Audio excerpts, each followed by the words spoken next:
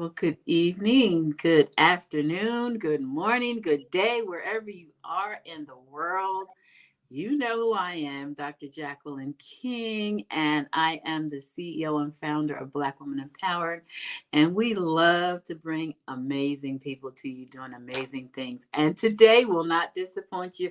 I have this lovely queen, Miss Sarita. We call her the NFL chick. We're going to talk football today. Let's get into it. First of Yeah. all, my team is the Pittsburgh Steelers. You see my black and gold? Oh. Ah! Oh. It is what it is, queen. Come on in and tell us where you're coming from. We're going to have fun today. So let's talk about the Ravens. We don't have to talk about We the do. We do. We do. We do. We do. We do. That was a heartbreak, but look, they did make it all the way to the end. What do you have to say? I know you're still proud of them, but what happened? So first of all, I want to thank you so much for having me on to your platform. I'm very thankful to, share this time with you and everybody that is watching. In terms of the Ravens, it's heartbreaking because the team that we saw play on Sunday's game is not the team that we saw play for the entire season. And most times when you try to change something that and be somebody that you're not, it typically doesn't work that way. It doesn't work that way in regular life when we try to be somebody that we're not. And it doesn't work in football life when you try to create an identity that you do not typically resonate with. And that's what happened with the Ravens on Sunday. They went into that game thinking that they were going to have a shootout, throwing the ball against Patrick Mahomes, who, many people know how great he is with throwing the football, and got away from what it is that they do best, which is running the football. And so when you run away from who you are, it always comes back to bite you. And that's what happened with the Ravens on Sunday. Them running away from who they really are deep down inside basically came back to bite them and resulted in a loss. And they don't get an opportunity to advance to the Super Bowl. Okay, and I kind of put the cart before the horse. Tell them who you are and what you do, because you're on Peacock and you're the expert on football. So give them a little overview there, Miss. Sure. So I'm Reeta Hubbard, and based in Baltimore, which is why I'm talking about the Ravens. But I talk all NFL, hence the term NFL chick. And that actually started the term came from a blog that I created back in the early 2000s, and that's just the name of the website that I had created. And I talked all 32 NFL teams, not just the Ravens. So yes, I am in Baltimore. I am on Peacock sometimes, on Brother from Another. I do have a radio show in Baltimore on 105.7 The Fan with my co-host Glenn Clark. I also do a plethora of podcasts, including Gridiron Gals, which is something that I created back in 2010, as well as Winning Drive, where we focus specifically on Ravens. All right. So before we really get into it, because we're going right to the Super Bowl, but how did you? Because I noticed that more women are really getting into football, not just because of Taylor Swift, although they're saying that it's going to be the most watched Super Bowl in the history of NFL. That's what they're predicting because of Taylor Swift. We'll get into that later. But so how did you come to be so interested in football? My dad actually played football. My dad was all Maryland here and went to college. Back in the day, it was called the Big 8 Conference. It's the Big 12 now. But he played at Kansas State. And he actually was on the practice squad for the Kansas City Chiefs, ironically. So my dad, was in football very much so. And I just grew up in a sports family. My dad's dad was a very good baseball player, didn't play professionally because, back then there was still segregation going on, but was a very well-touted football player. My uncle was a very good football player, baseball player, played baseball in college. So my mom loved sports. It's kind of how my mom and my dad met, and my grandmother loved sports. So I essentially just grew up in a sports household. Um, I was 4, um, I think, when the Colts left. So, or 3.5. So I don't remember any of that. So I grew up literally around the corner from Memorial Stadium, and I spent a lot of summers at Orioles games. And so I just grew up to be a sports fan essentially my whole life. And then when the Ravens came in '96 and we finally had our own team to cheer for, I just immediately grasped to the Ravens because my family did. They were season ticket holders and then eventually PSL holders when they changed stadiums in '98. So I've just essentially been grown into the culture of sports and based on my family dynamic. They've always been very into sports and they just passed that on to me. And how did you get your celebrity status? That's it's a long time, coming. You know what I mean? Again, I started a blog almost 20 years ago. So it's not necessarily something that, happened right away. And in between that time, I interned with the Ravens. I was a part-time employer with the Ravens. Mm. I did some production work at the Ravens flagship station at WBAL Radio for some years. Essentially, I started get connected with people who were reading my blogs and wanted me to come on to their shows and talk about it. And so started doing a radio show here back in 2010, I believe. And that station no longer is here in Baltimore, but it was a station that I had done a Saturday morning show and then moved to Pressbox, which is still here, but it's an internet-based programming.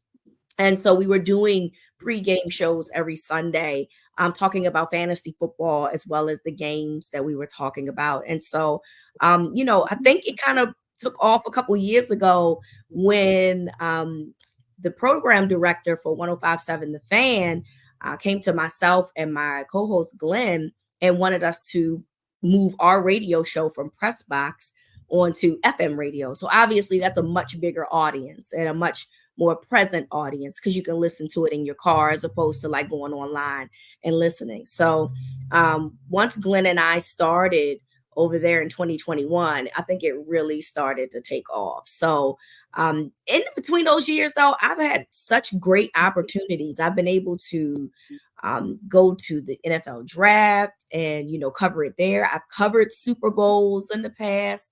And it's funny because, again, I was doing all of these things 10 years ago and not too many people really knew who I was. But then, the last couple of years, it's kind of blown up a little bit. So I guess there's a lesson there, quite frankly. It's like, sometimes it's not about how you start, it's how you finish. So slow and steady wins the race. I'm a prime example of that. Absolutely. And you said something that really resonates because, a lot of people want to start businesses or get notoriety and they have no clue on how to do it. But you said something, your blog. See, sometimes that's all it takes is to start writing down, blogging, and you never know who's reading it. You never know who you might come in contact with. Same thing with Black Women Empowered. I mean, I didn't ever think that we would have millions of followers when I started this 12 years ago. And I didn't set out to get millions of followers. Right. I just set out to empower women. So the main thing is you have to start somewhere, right?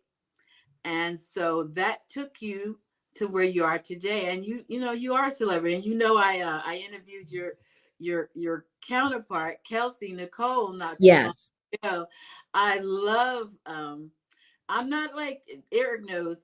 I'm not like a big, huge football fan like everybody else. I do watch it, but I'm not like every Sunday, every Monday, all of that. I don't do all that. But I do like I do like it, and I love the Super Bowl. And so more women are really getting into it and actually understanding it. Would you agree? Absolutely. I mean, a couple years ago, there was about 45% of football fans were women. So it's definitely a dynamic that continues to grow. I mean, yes, the whole Taylor Swift thing, I guess, brings a different demographic, but it's younger demographic. It's not necessarily women, because women already watch football, but it brings a younger woman demographic, which is maybe something that the NFL is looking to do. So you love to see the inclusion in that regard. Because they for a long time, it really did feel like, it wasn't a whole lot of inclusion when it came to sports, particularly football and women. And now they've, accepted it. A lot of these teams have women's events at the stadium. The Ravens is one of them. They do like a ladies' night once a year, and they have like former and current players come, and they do like some one-on-one classes. You get to go on the field and do these like activities. And so now they're really leaning into women being sports fans and football fans. And it's really good to see. It's really refreshing. And it's probably paying off because we know that we are big time spenders. Yes. That's why that's why they want us, right? Because they know we like to spend that money. So that's right. it makes more sense than anything, right? If it makes dollars, it makes sense. So luckily for them, they finally figured out that women are the key to maximizing your profits when it comes to football. Well, it's about time. Right. That's a good thing. So let me say, so we already know coming down the 49ers and the Chiefs, it's gonna be tough. Who are you predicting? I really hate picking against Patrick Mahomes. I do, because every time you do it, you're wrong. You know what I mean? Just a couple of times here and there, you've been wrong, but for the most part, you're wrong. And this is the same matchup that we saw 4 years ago. They played in the Super Bowl in Miami in 2020. So they won that Super Bowl. That was Mahomes's first Super Bowl, I believe. So it's very hard to pick against him. He's already familiar with the opponent. He's already played the opponent in a big game. That being said, if the 49ers, and this is a big if, right? Because, when I watch the 49ers, Kyle Shanahan, their head coach, does what the Ravens essentially did on Sunday, which they get away from what it is that they're good at. And the one thing that they're really good at is running the football with Christian McCaffrey, their running back. They just gave him a new deal, and he is what really makes that offense go. And so I feel if Kyle Shanahan sticks to running the football and keeping that defense of the Chiefs honest, who already struggle against defending the run, I think that the 49ers will come out and win this game. The problem is that I don't trust Kyle Shanahan to do the right thing, because the proof is already in the pudding. He's already been a coach in 2 previous Super Bowls, one with the 49ers and one as the offensive coordinator for the Atlanta Falcons. And both times he abandoned the run when he didn't have to, and essentially they lost. So if he's going to be the type of person where history continues to repeat itself, then the 49ers aren't winning this football game. It's going to be the Chiefs again, which will be their 3rd Super Bowl in 4 tries. If he commits to the run like he should, because again, the Chiefs are vulnerable on run defense, the 49ers will win this game. Yeah. So do you think that the Taylor Swift effect will have any bearing on the Chiefs? Because her boy seems to play real good when she's watching. He was a Hall of Fame tight end before she came into the picture. Before she even came along. I know that people don't think football existed before Taylor Swift started watching it, but ultimately his Hall of Fame resume was already cemented before she arrived. So Travis Kelce is going to have a good game, because he is the player. He's one of the top players on that team, and he continues to make that offense go. But ultimately, obviously, having Taylor there helps, because now you get to show off in front of your girlfriend. So we'll see how that goes. Yeah, I'm just really surprised at how her effect has been on their games. Like, they're selling out. I mean, I don't think they were selling out before that. Were they not like this? Were they? Yeah, I mean, like, the Chiefs, again, they had won 2 Super Bowls. They have been to 3 Super Bowls and won 2 already. So, they're already popular. They didn't need any more popularity per se, but obviously having Taylor Swift on your side brings an added level of popularity because again, this is a different demographic than I guess who normally watches football. So, you're getting people my age that watch football, a little bit younger than me, but like maybe the teens 13 to 21 aren't watching football, you know what I mean? But they love Taylor Swift and now they want to see what she's into in terms of like why is she so into this, and now it's getting them into football. So it's just rising the popularity, but they were already popular because they had already won previous Super Bowls recently. So is there a hidden message in your red shirt that Yes. you're going for the Chiefs? No. Because see, there is a hidden message in that regard. So this is my good girlfriend created these sweatshirts, and this says "Go where the love is." The heart says "Go where the love is." So I'm not picking the Chiefs because that's not where my love is. That's not where my love is. That out there, But it just so happens to be that it's obviously both teams wear red. One is a more bright red, one is a darker red in the 49ers. So look, I guess, but I guess you could take your pick. But obviously, the Ravens just played the Chiefs. Sorry about my cat. She loves the attention. I'm looking like, what is that moving in the background? The cat loves attention. She loves every time I do a podcast, she just got to get on the camera and because she was really asleep until just now when she decided to wake up so she could show you that she was back there. But ultimately, I say go where the love is, because that's what my shirt personifies. But when it comes to NFL Super Bowl Sunday, my love is not with the Kansas City Chiefs. Okay, so yeah, so this is good talk, and I love seeing you and Kelsey and all the women. It's so many women. This wasn't the way it was back years ago, man. Yeah, a woman just did not have a place in football. So how do you feel about women evolving in that arena? Yeah, it's been a long time coming. We've seen, women reporters. I remember Jane Kennedy, back in the 80s and, starting to see more women, just taking those steps and being, visible, into sports. Here in Baltimore, we have a woman's play-by-play person for the Baltimore Orioles, the baseball team here, which was huge. I think she was one of the first women in Major League Baseball to be a play-by-play announcer. So yes, I mean it's 2024 or 2023 or whatever, and we're still breaking barriers. And you would think by now, things would be a little bit more leveled, but things take time, unfortunately, and those are one of those things. But now you're starting to see more women in roles that we traditionally see men in. Female referees. We're seeing more of an abundance of female referees in football nowadays.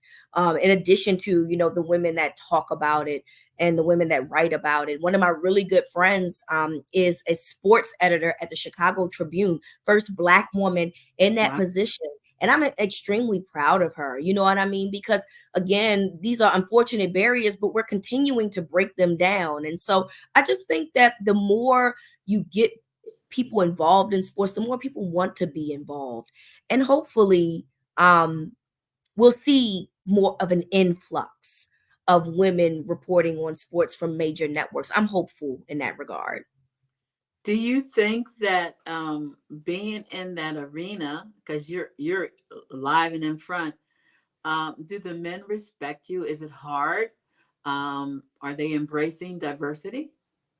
At first it was hard, at first, they like to tell us to get to the kitchen and, all those things. But see, one thing about me, I'm very witty. So what I like to do is that, first of all, don't try to question me. You don't try to give me trivia. At this point in my life, I refuse to even engage in those types of things. But back in the day, of course I would engage in those types of things. And once I kind of embarrass these guys in terms of my knowledge, because sometimes, lots of times, I knew more than what they did. A lot of times about their own team, I then make a joke and be like, now you got to go change my tire. You know what I'm saying? You don't tell me to get into the kitchen, go change my tire. You know what I'm saying? Or go get on that grill. Because at the end of the day, knowledge is essentially universal. And I think that people think that if you don't play something, that you don't have a conceptual understanding of what something is, and that's just not true. Sports is not hard. I tell people this all the time. Sports is not hard. It literally is not, but it is something that men over the years, over the decades, centuries, whatever, we've seen in the forefront. But now we're starting to see more women's sports grow. Women's basketball is at the height of its growth, particularly college. And what's happening is now that's leaking into WNBA, who had some of the most viewership that they've ever had in their last finals. So we're seeing transcending of people respecting women, not only in the knowledge of what they know in terms of the broadcasting part of it, but the actual in-game part of it too. And so I'm just really pleased to see now people just respecting women in sports, because it is something that's been a long time coming. Yeah. So what about the long-term effect of football and on one's body? Because it can cause them some really really serious health issues later on in life. Yeah, I mean, obviously we know a lot about like CTE, which is the brain situation that as of right now, they can't diagnose when a person is living. It is something that they can only diagnose when the person passes away. But they're trying to come up with ways to diagnose someone who is currently alive with CTE. And that's just, taking too many hits to the head, too many concussions. We know that there's a lot of knee injuries, ankle injuries. It affects people's hips as they get older. So it does have a big impact on your body. And the NFL over the years have tried to change the rules to make it more safe. Now, depending on who you ask, depends on the answer that you get. I personally think that the NFL is a little hypocritical there, because yes, they changed the rules in game to try to make it more offense happy, where defenders can't do certain things anymore. But then they also added Thursday night football, which means you're literally playing 4 days later from your Sunday game. And then they also just added an extra game in regular season at the end of the season a couple of years ago. So, they tell us that they're trying to make the game safer, but they're not really trying to make the game safer if you're adding more games and you're adding less time to heal for your next game. So, but that being said, I think the guys know the risk and they're willing to deal with the risk in terms of something that they love to do, in terms of something that they'll be compensated well if they're very good at it. So, I guess that's the balance of that you have to have. Hey, I know the after effects might not be that good, but I'm also going to be able to take care of me, my family, and maybe my next generation after that. Yeah. So back when my mom was alive, she was a big Eagles fan, and Randall Cunningham was the man, the quarterback. You didn't have any black Right. back then, and so how are we faring now with Oh, I sports? mean, it's grown so much. Like, yeah, back in the day, we saw Randall Cunningham or Warren Moon or Doug Williams, and they were kind of splattered like paint, right? Like it was just kind of blips here and there. And then, but now when you look at the NFL, how many I can name so many, and then there's going to be more coming out of college. So I do think that what's happened now is that the tides have changed, and that's going to happen, right? When offenses change and when philosophies change, you now have to go with what's successful in your league. And it just so happens that the ones that are successful are the more athletic quarterbacks that can move around and sometimes run to escape the play, which just so happen to be Black. I'm not saying that white quarterbacks can't do that. I'm simply saying that the ones that we're seeing coming out of college nowadays are Black quarterbacks. So Michael Vick was the guy that I think that many of us thought was just a unicorn of sorts, because he could run, but he also could throw. But now we're seeing guys like that essentially on a regular basis. Lamar Jackson, you know what I mean? Patrick Mahomes can even move the ball. He's not as elusive as Lamar or what Mike Vick was, but he absolutely can move around, and he can run to extend plays or even get the first down. So I love the way that the NFL has gone in terms of just accepting quarterbacks, period. Like, we're not going to do this whole, oh, well, maybe he can't read defenses, or maybe he can't do that. And of course, those things still do exist, because as we know, racism is very hard to get rid of, right? But ultimately, the incline of the Black quarterback and the ascension of the Black quarterback just continues to trend. I mean, when you look at the quarterbacks that played in this playoffs, I mean, Patrick Mahomes is going to a Super Bowl. Him and Lamar Jackson were in the AFC Championship. Those are Black quarterbacks. CJ Stroud is a Black quarterback. I mean, we've seen so many of them and do so well. CJ Stroud was literally a rookie this year, and he went to the divisional round, the second round of the playoffs. So that kid has so much potential ahead of him. And that's what I expect to see moving forward when it comes to Black quarterbacks. It's just them being more impactful in the National Football League. How do Blacks in football fare negotiating contracts as compared to the white football? I have no idea. Just put it out there. I don't think that that's an issue, because now what it is that the league is essentially about play. Because when you look at the top paid quarterbacks right now, they're Black. And look, I forgot to mention, like, Dak Prescott and Jalen Hurts, they played in the playoffs too. So the top quarterbacks that are the highest paid are Black. Patrick Mahomes, Lamar Jackson, Jalen Hurts, Dak Prescott. They're in the top 7 of most paid players in the NFL. Those guys alone. And so that tells me that we're transcending from, okay, we're not worried about color, which you shouldn't have been worried about to begin with. I'm worried about the play and how that translates onto the field. And if it's a winning product, then we're going to pay you the money that you deserve. Colin, take a knee. Colin. Oh, Colin Kaepernick. Colin.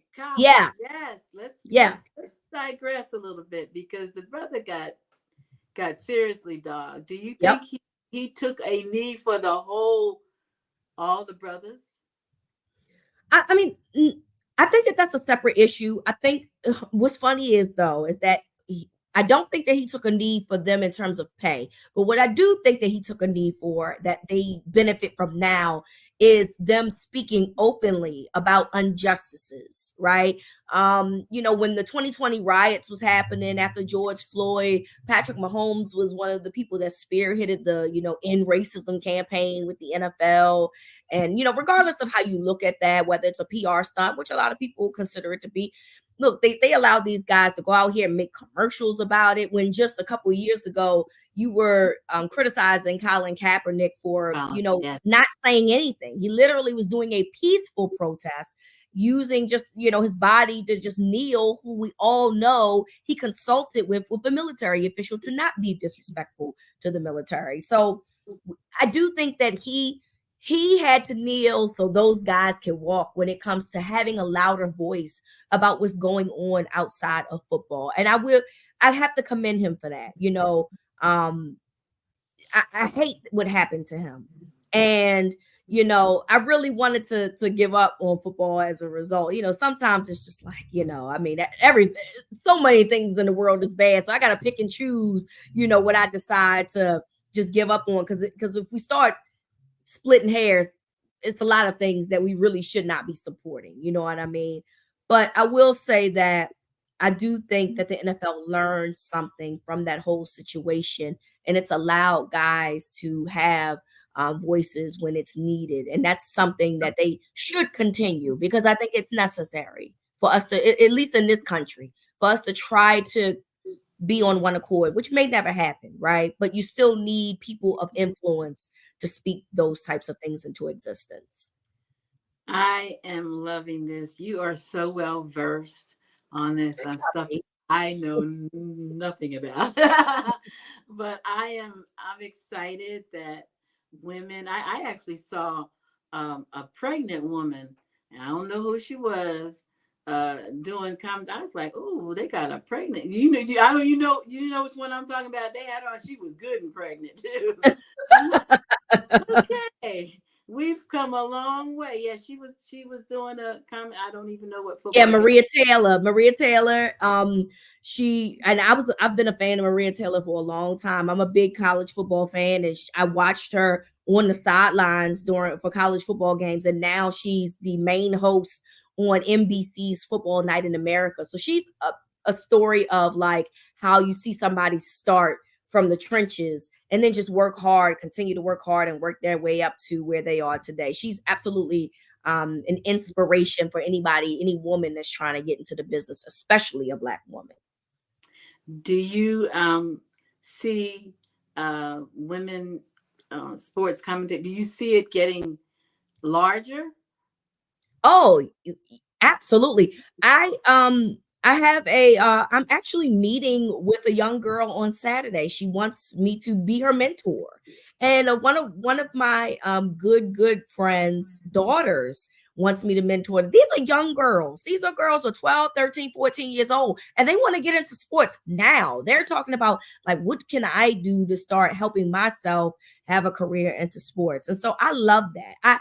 I didn't have that. You know what I mean? And to be fair, at 14 years old, I wasn't sure that that was what I wanted to do anyway. You know, and it's just something that I liked, but I wasn't sure if it was something that I wanted to, really lean into and try to make a career out of. But these girls are now, they're like, I love sports so much. I just want to be involved in sports. And, one of my good girlfriends, her daughter is in sports, and I had the opportunity to help her in terms of like getting production jobs and all of these things.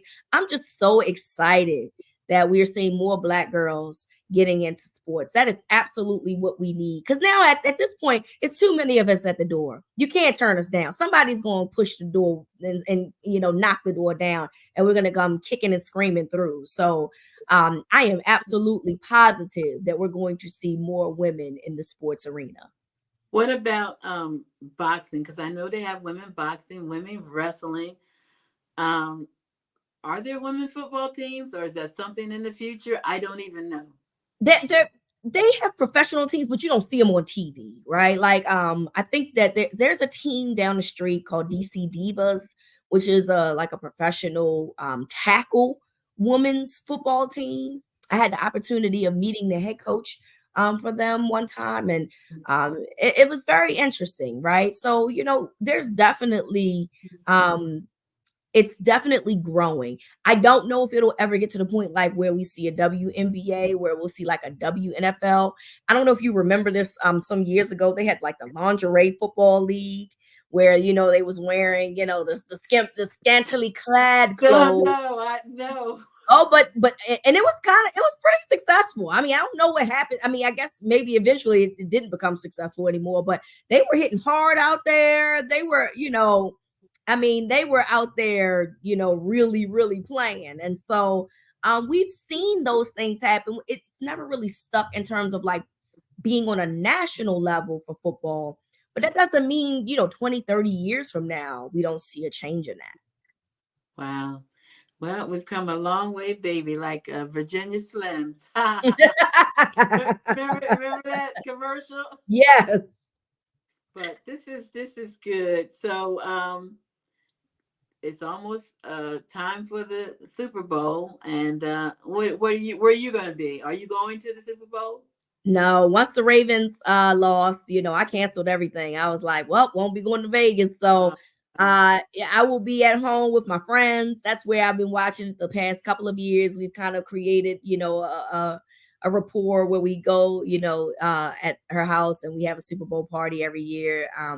She lives in an apartment so she has like a community room with the big screen and the TV/movie lounge chairs. So I'm excited about just spending time with my friends because I don't care about the game. As far as I'm concerned, this is the Usher Bowl. I am here to see Usher at halftime. That is who I care about. Don't care who wins at this point, but I'll be watching because that's what we do. We watch Super Bowl, but I care about seeing what Usher is going to do. That's the one thing that I'm most excited about. Well, I have someone that wants to meet you, and I'll say it right here.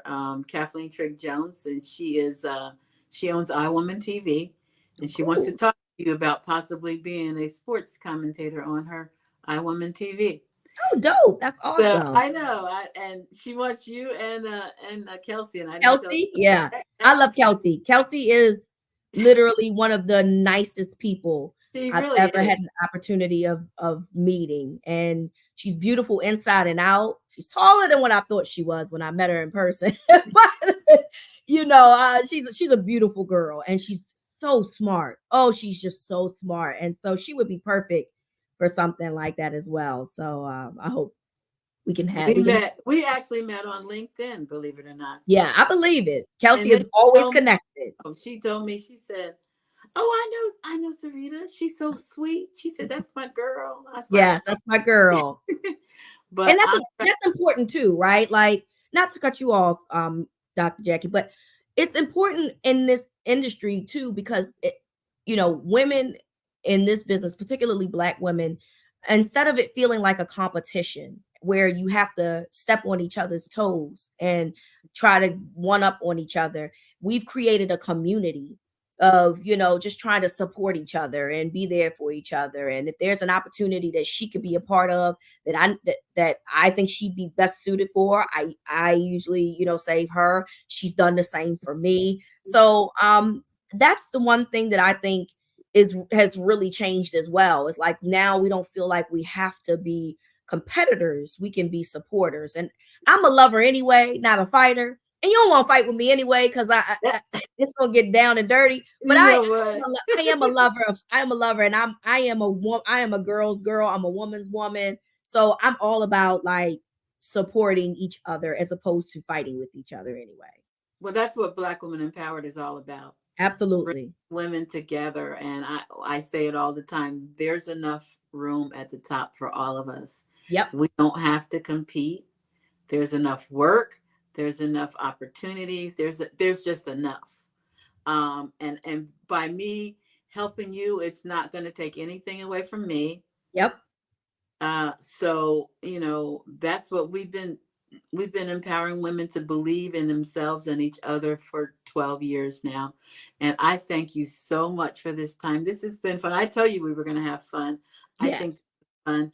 I'm going to get you Kathleen's information, get her your information, and see if she can make that happen. She is the founder of iWoman TV, and she wants to add a segment with a women's sports commentator. So perfect. Thank you so much.